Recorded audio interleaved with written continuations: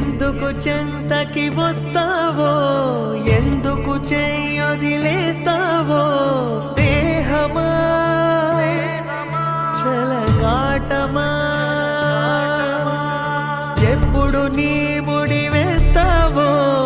ఎప్పుడెలా విడదీస్తావో, ప్రణయమా పరిహాసమా, శపించే దైవమా దహించే దీపమా, ఇదే నీ